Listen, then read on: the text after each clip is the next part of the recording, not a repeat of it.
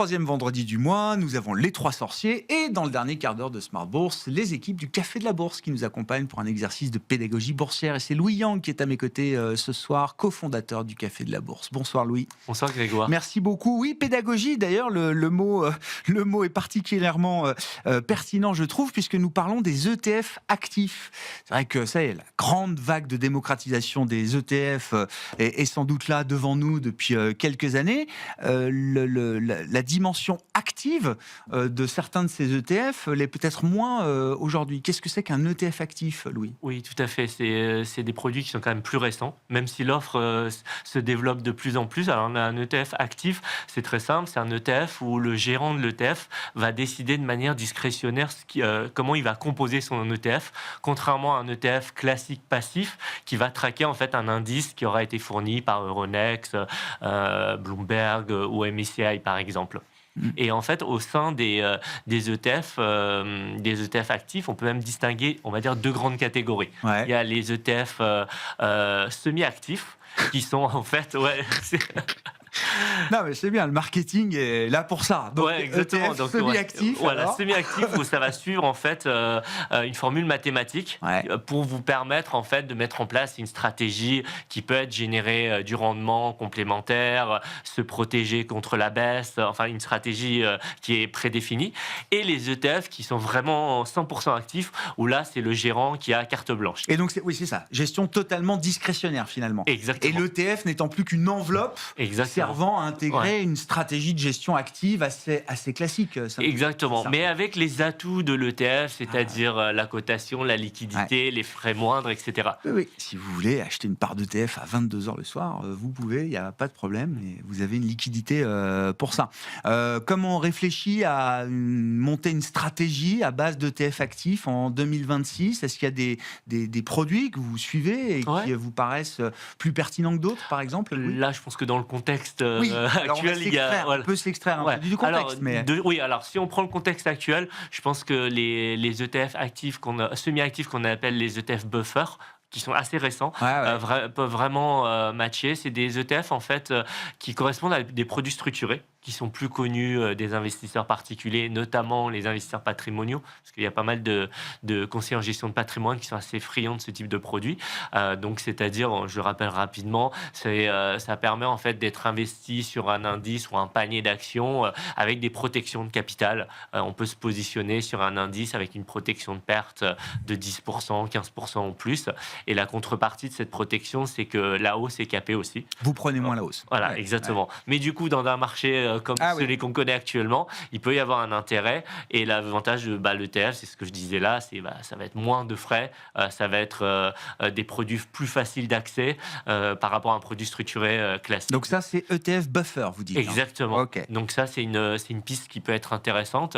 Une piste qui était intéressante il n'y a pas si longtemps, qu'il faut garder en tête et que j'aime bien, c'est les ETF cover call. Alors la stratégie cover call pour les investisseurs qui sont sur les options, c'est assez connu. Donc vous détenez un panier d'actions et vous vendez en fait des options call pour générer un rendement complémentaire de votre portefeuille. Mais après, faut savoir investir dans les options, faut avoir un intermédiaire financier qui le propose. Donc c'est pas accessible à tous. Donc l'avantage de l'ETF, c'est la même chose. Il vous fait la stratégie. Exactement. Et donc cette stratégie-là, ça va vous permettre en fait d'avoir un rendement complémentaire de votre portefeuille. Et la contrepartie, c'est la même en fait, c'est que la hausse est capée aussi. Ouais. C'est quand même un point. Alors, j'entends l'aspect enveloppe ETF, la liquidité, les frais effectivement plus compétitifs. Il y avait aussi un autre atout au départ de l'industrie ETF qui était quand même la simplicité. Là, on n'est plus sur des produits simples. Ça devient des stratégies assez complexes. Tout à fait. C'est vrai que c'est plus complexe, il faut le comprendre. Mais après, la simplicité réside dans l'achat et la vente du produit. Ça n'a pas changé. Mais effectivement, sur ce type de produit, il y a quand même une compréhension à avoir avant d'y aller. Les stratégies sont de plus en plus complexes, mais accessibles simplement aujourd'hui pour des particuliers. Si on reprend donc l'idée des purs ETF actifs, de la gestion discrétionnaire, on va dire. Quelles sont les thématiques, les zones géographiques là qu'on peut regarder aujourd'hui ? Aujourd'hui, je pense que sur les gros trends type AI, robotique, ça n'a pas changé. Par contre, ce qui a changé, c'est que il faut vraiment éviter, je pense, vraiment l'ETF peut-être global qui va se positionner sur l'ensemble du secteur, parce qu'on a très clairement des gagnants et des perdants.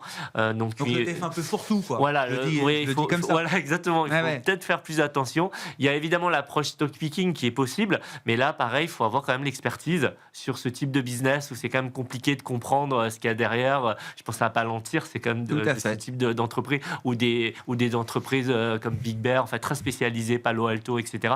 Donc du coup, un ETF où on croit aux gérants, je pense par exemple à Ark Invest ou à iShares, en fait, qui ont une vraie expertise sur ce type de domaine, il peut y avoir un intérêt en fait à regarder ça. Au niveau, donc là, je pensais plutôt thématique. Après, au niveau zone géographique, l'Europe, ça reste intéressant. Donc pareil, aller chercher des signatures, enfin des gérants chez qui vous avez des convictions, ça peut être Amundi, JP Morgan, etc.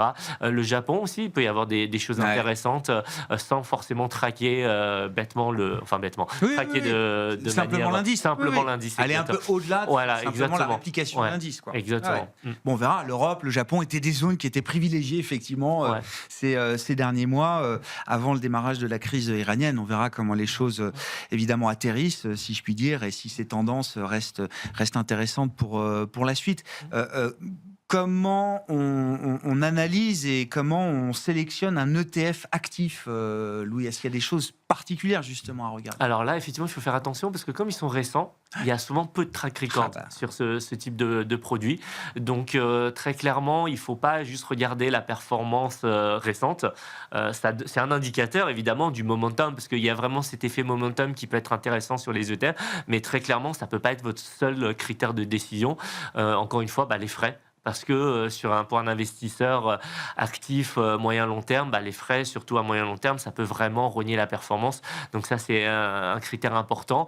Allez, du coup, sélectionner les émetteurs de renom avec des grosses capitalisations, une liquidité qui est présente. Ça, c'est des critères importants. Il y a aussi le critère de disponibilité, comme c'est assez nouveau. Est-ce que votre broker le propose? Oui, ça, c'est un sujet. En sachant que ça, tous les investisseurs ne le savent pas, il est toujours possible de contacter en fait le broker pour leur demander de référencer un produit financier, un ETF. Voilà. Donc ça, c'est possible. Oui. Le client peut faire bouger son broker. Voilà. Il peut au moins faire la demande. Est-ce que ça va fonctionner ou non, c'est autre chose. Mais c'est vrai que le sujet de la disponibilité, elle est vraiment présente. Donc ça, c'est important. Et après, dans une approche peut-être un peu plus globale de gestion de portefeuille, on dit toujours les ETF, ça diversifie. C'est vrai, mais attention à bien vérifier ce qu'il y a sous le capot de chaque ETF et qu'il y a une vraie diversification derrière. Je pense que dans le contexte actuel de volatilité, surtout si on se met sur des thématiques précises liées à la tech ou même sur l'énergie ou les bancaires, il faut faire attention à vérifier qu'on a une vraie diversification et regarder sous le capot de ce qui compose les ETF. Ouais, on a beaucoup parlé, effectivement, diversification géographique, thématique, sectorielle, attention aux change également. Il y a des ETF couverts du risque de change aujourd'hui. Voilà, on se souvient que le dollar a baissé de 10% en 6 mois au début de l'année 2025. Ce qui a annulé la perf. Et voilà, beaucoup ont eu du mal à comprendre pourquoi leur ETF n'avait pas performé effectivement quand ça revenait en euros derrière. Ouais. Merci beaucoup, Louis. Merci pour cet éclairage sur les ETF actifs. Ça fait une paire d'années, effectivement, que l'offre est en train de se développer. La croissance est là, même si l'industrie ETF est encore dominée par des ETF plus traditionnels et la gestion passive, comme on l'appelle ou comme on l'appelait jusqu'à présent. Louis Yang, qui était à nos côtés, comme chaque mois dans ce dernier quart d'heure de Smart Bourse, cofondateur du Café de la Bourse.